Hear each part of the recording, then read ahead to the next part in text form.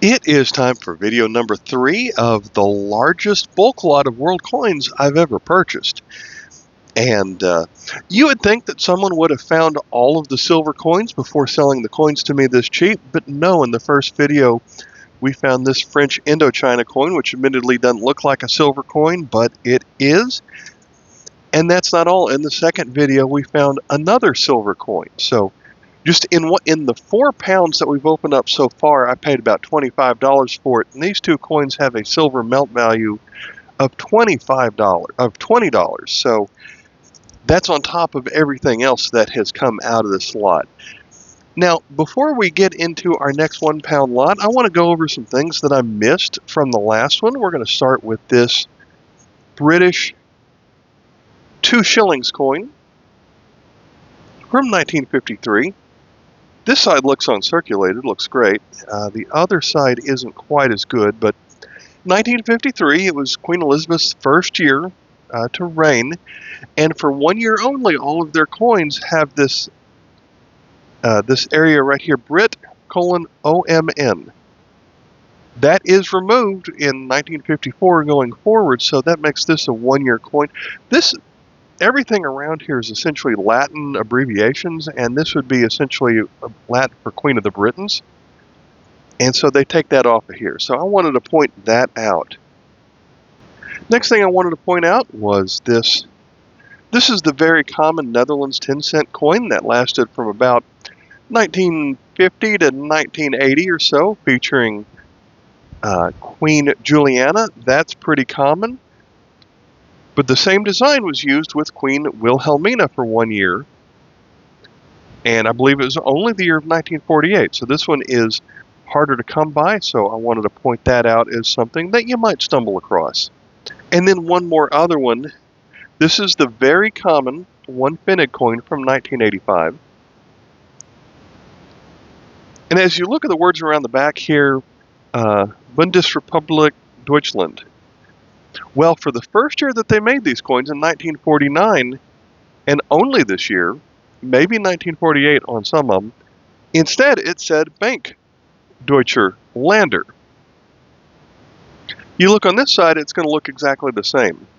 But you flip it over, the words around the leaf are going to be different. And so they did this. You're going to see this on all of the German standard circulating coins. The 2 Pfennig doesn't do it, and I don't believe the 1 mark does it, but everything else from the 1 to the 50 all have that only for 1949, and I don't know if I've ever pointed that out on this channel before, but that's something else to look for. This coin is in very fine condition, but the catalog says if you found it extra fine, it would have a book value of $6. Uncirculated would be $22, but you find it very fine, and it's like 50 cents. So I have a total of 21 of these 1 pound lots to open. I really thought I'd get through this in about 4 or 5 videos, and this is it's taken 2 videos just to get to the first 4 1 pound lots, and so that means that we're finding some things that are worth it. There are a lot of garbage condition coins in here, but each of these lots end up costing me less than $6 each by the time you add it all up. First thing that catches my mind is this Teddy Roosevelt token, president from 1901 to 1906. Kind of cool, but not a world coin that we're looking for. Got this France 1862. I usually find it in pretty rough shape, just like this one. One of the most important things on here is to find the mint mark.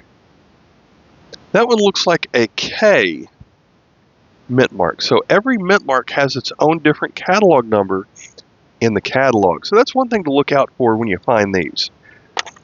Alright, I'm going to pause the video and narrow it down to the good stuff, and we'll see where we're at.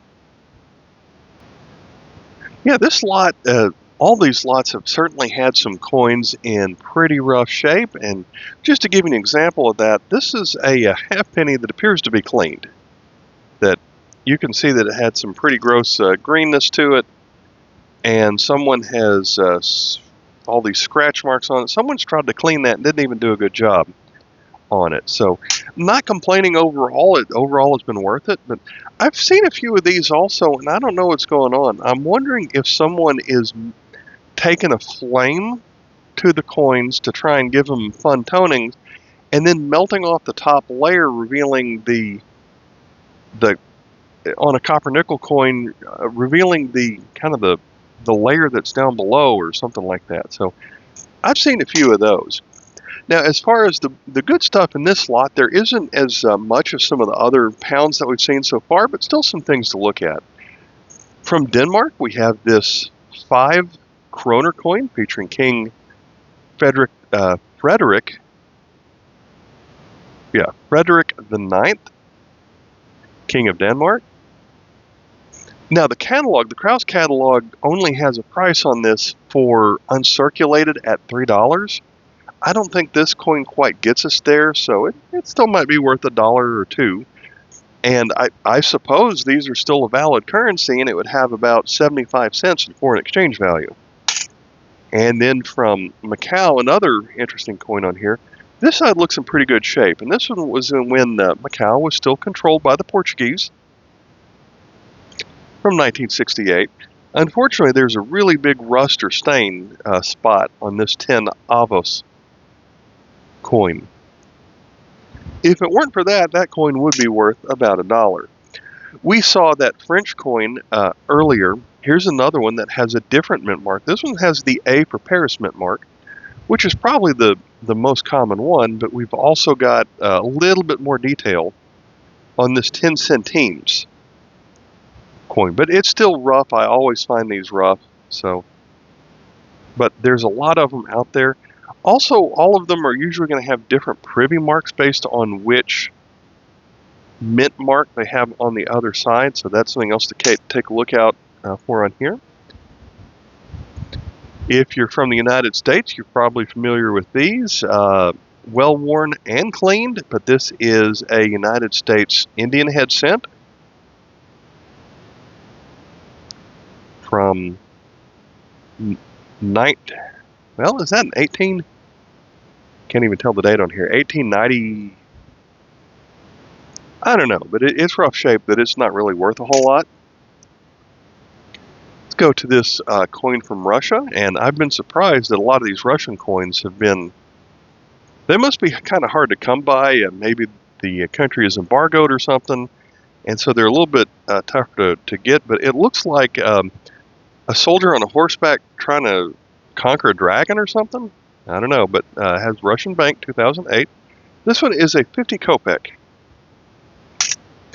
From French Indochina. This one is not going to be silver. This is from 1941. This is a 10 cent coin, or 10 centimes. It has an S for San Francisco mint mark on here. And so there are 2 or 3 varieties, I think, based on whether it's magnetic or not, and whether or not there are dots around the date on here. And also some of them would be missing the S mint mark. And then the last one from this batch we're going to look at is from Pakistan. We have 1 pi from 1951. This was about the end of them being on a pre-decimal system. And the government of Pakistan. So let's go ahead and pull out our next 1 pound lot. This one's going to be lot number 6 from the purchase, or number 2 for this video. And we'll go ahead and tear into this one. That last one was kind of a dud, so I'm glad that we didn't start with it. Start the series. And we've got a pretty good Chinese coin right here. It's the first thing that stands out on here. Again, this is something that really is usually found super well worn. I usually find them in about this condition. Although I have to say the scales on here are a little bit better than I normally find it.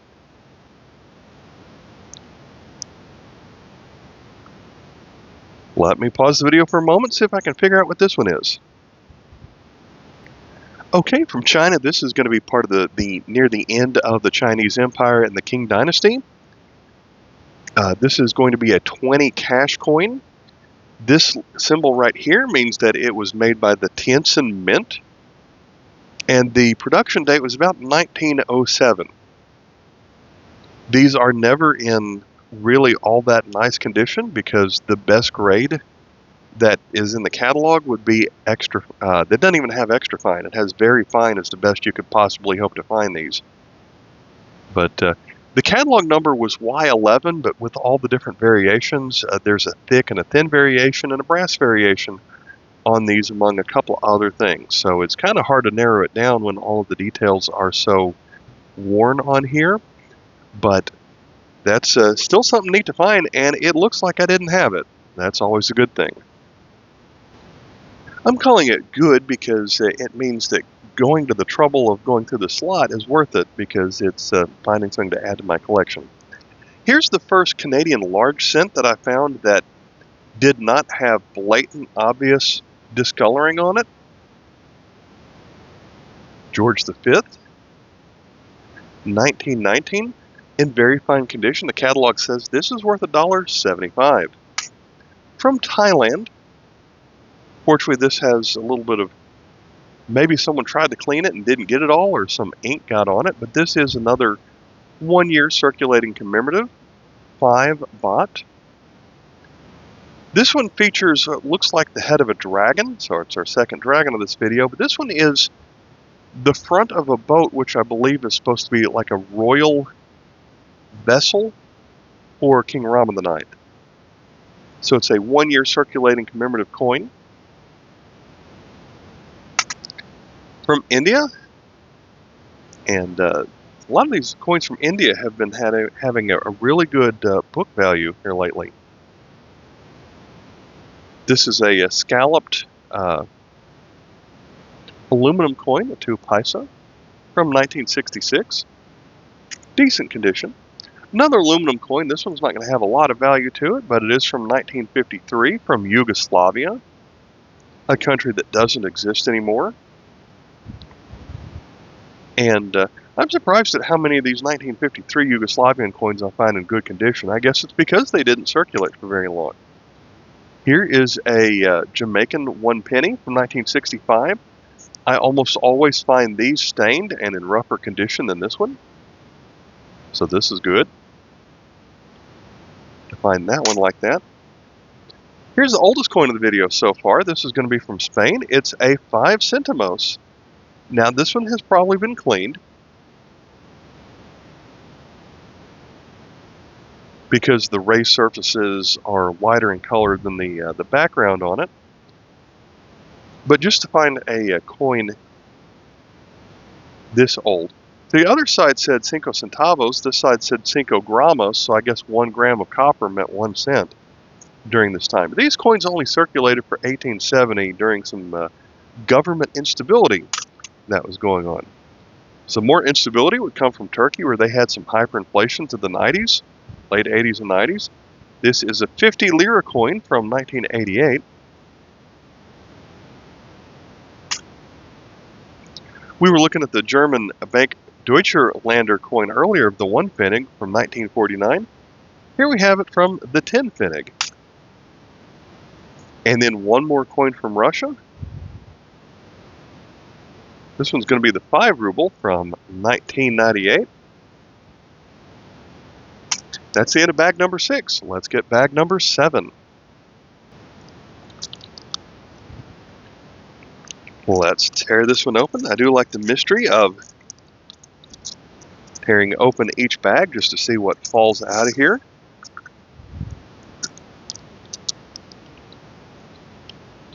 First thing that captures my attention, there's a few more unusual things, perhaps, in this one. This is really old.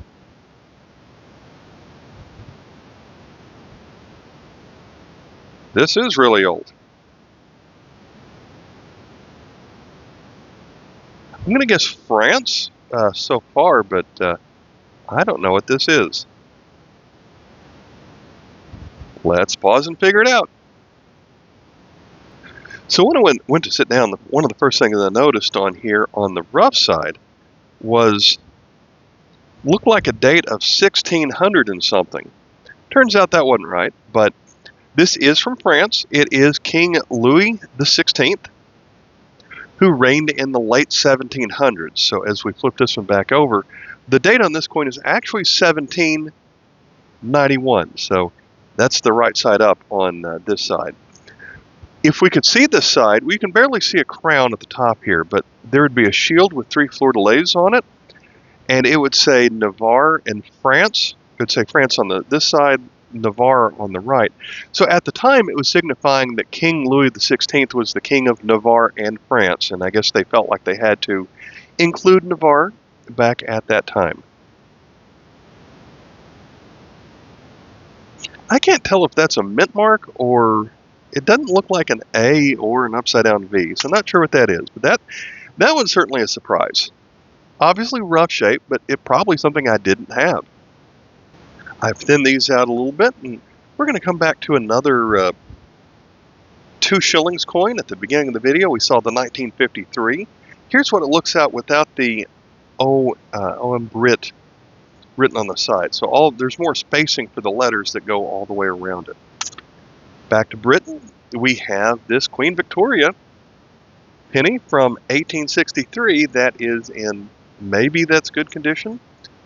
Pretty flat, but people would be happy to find Victorian coins that are 150 or more years old.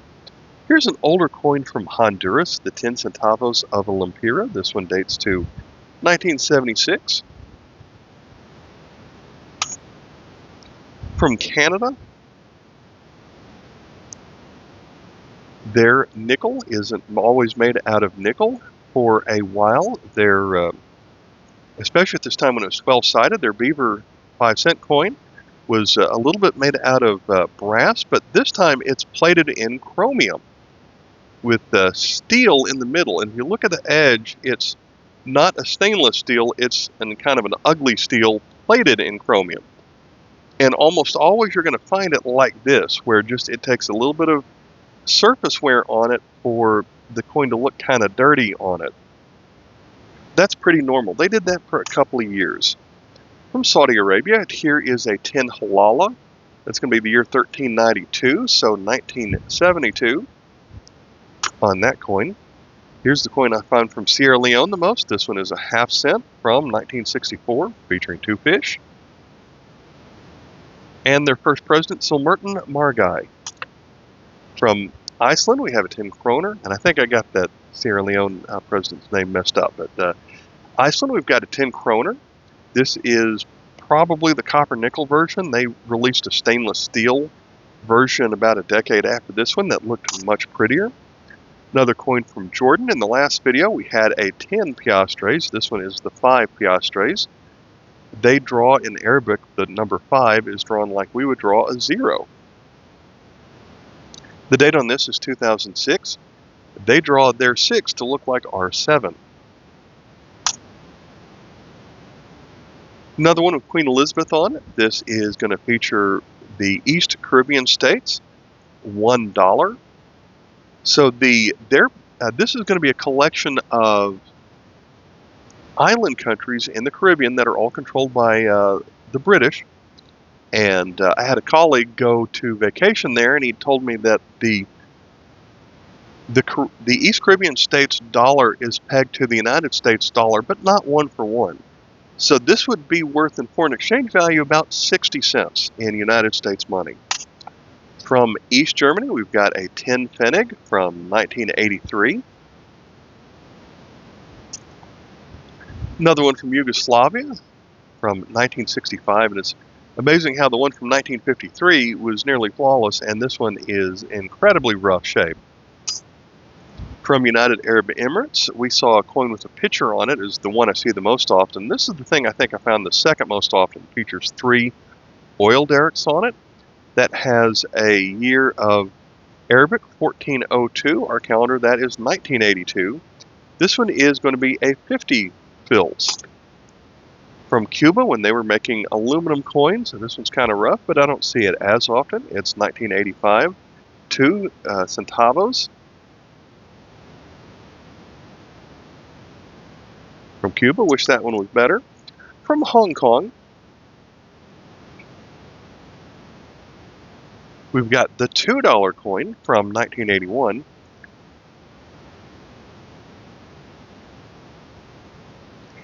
And then we have the $5 coin.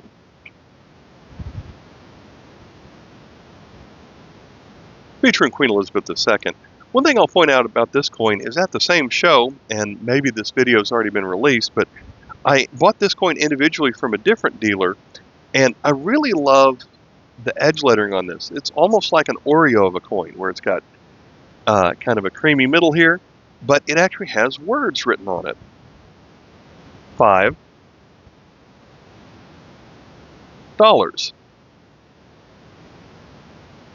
Then some Chinese characters. Hong Kong. So I always think that's a neat coin. Shame it has a little bit of a stain on it, but, well, that's what we got. On to bag number 8. All right, bag number 8, we're going to tear into this one. Let's fill out a pound's worth of coin on the desk. Eighth bag in the series, 4th bag of the video. We're going to start with this 100 pesetas from Spain. We've got more fleur-de-lis on the side. That's a symbol I always associate with France, but it appears on some of the Spain coins as well.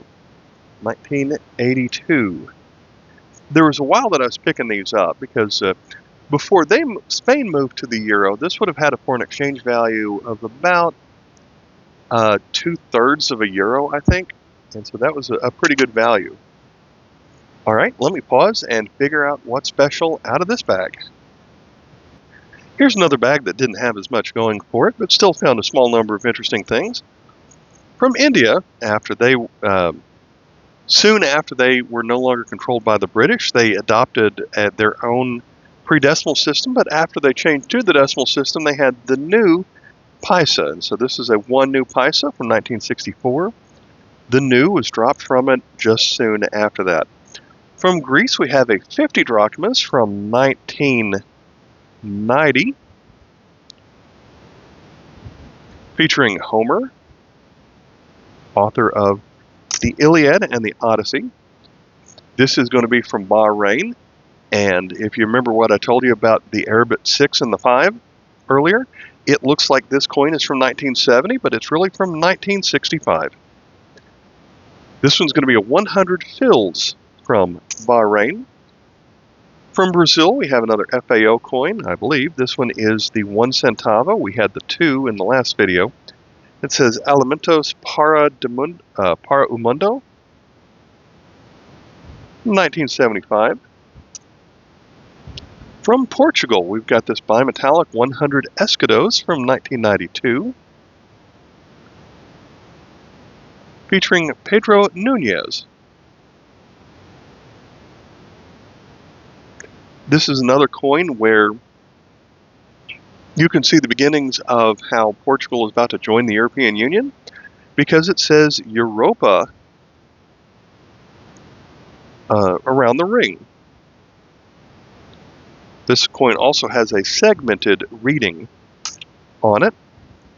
Another coin from Yugoslavia. This is one of my favorite designs because many of them are only numbers and letters on it, but this is the 20 dinara from 1955.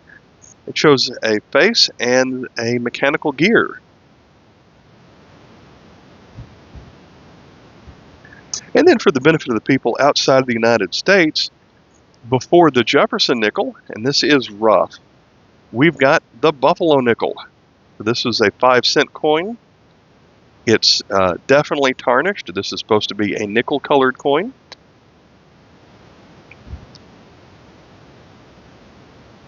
And then it has a chief's head on this side.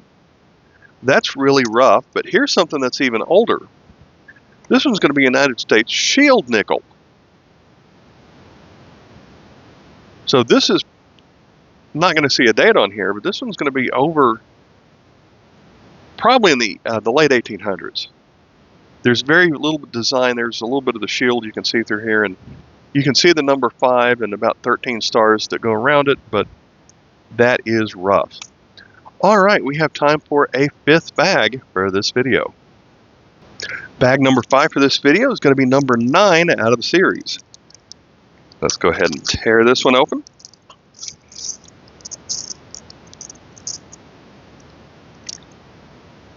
And at first glance, nothing catches my attention that we haven't seen already. I suppose we're going to get some repeats, although what's this torn coin here? We've got a V-nickel, so this one is not as old as the Shield nickel, but older than the Buffalo nickel, and you can definitely see the date of 1899 on that. So this is about 2/3 of a nickel, I guess we'd say. I need to pull this one out because I don't want that scratching the other coins. All right, I'll pause it and find the good stuff out of here. Definitely seeing some duplicates of some of the good stuff we've looked at earlier. All right, we've got a small number to round it out. In the last video, we had one of these 5 francs from 1949 with the B mint mark. I pointed out then that if it was missing the B mint mark, this coin would have been worth 35 cents, but the B mint mark in very fine condition makes this one worth $1. Something else I'm going to point out about it, just show you both sides, is there's another variety on this coin that doesn't really get its own catalog number, but take a look at the 9. It's the first 9. This one is called the closed 9 because as it circles around and comes to the end, it touches there. But on some other versions of the 9, there is a little gap right there. And so that is a variety to take a look out for. Here's another coin with some weird toning on it. This would be you might think that looks pretty. And so I would say there might be some value in that, but that's not the way it's supposed to look. But something can be pretty and lose its numismatic value at the same time. But someone's going to like that. They wouldn't do it. And that's from Guatemala. Let's go to Panama. In the last video we had one of these, but this one is in better shape. Now I hold it under the light. It's got its luster, but it's not as pretty as I thought it was going to be. But it's the 1 centesimo, where Panama makes their coins the same shape and size as the US dollar in many cases. Case in point, we've got the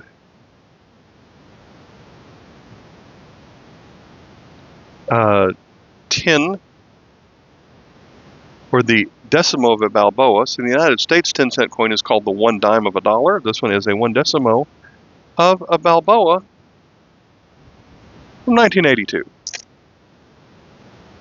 From Argentina, we've got this 5 centavos from 1988, featuring some kind of bobcat. This was on a short-lived currency, so they didn't use it for very long. The 1 centavo featured a ray, which is an animal very similar to an ostrich. Another one from Honduras that has something weird going on from 1967. This side's very well worn and dirty. Like they scraped the date off of this one. No, the date's 1967. From Morocco, we've got a 10 francs. This is in better shape than I usually find the coin. I say that we've got the stain on this side. From Switzerland, on these coins, I definitely have it because I have all the circulating coins from Switzerland since they've used the same design for about 150 years now. I always still look it up just to see what it's worth. And you really have to go to something older than 1964 to find some real value. And also, I would say better condition than this. Maybe I'd call it very fine, but I'm kind of surprised at how some of the older Swiss coins go for.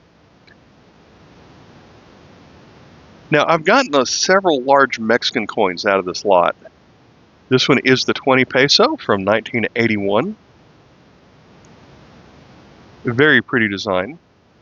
Mexico loved their large coins, I guess. Independence.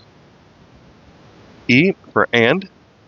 Libertad, liberty. Independence and liberty written on the edge. Featuring the Mayan culture. Then our last coin of the video is going to be from East Caribbean states. Now we had one of their dollars just a moment ago. But this was a redesign where they made it a little bit smaller instead of being I think the last one was an 8-sided coin. But this one is round, although it has kind of a 12-sided design to it, dated 2004, and a newer portrait of the Queen. All right, that's all for these 5 pounds of coins. I'll catch you in the next video. Until then, bye.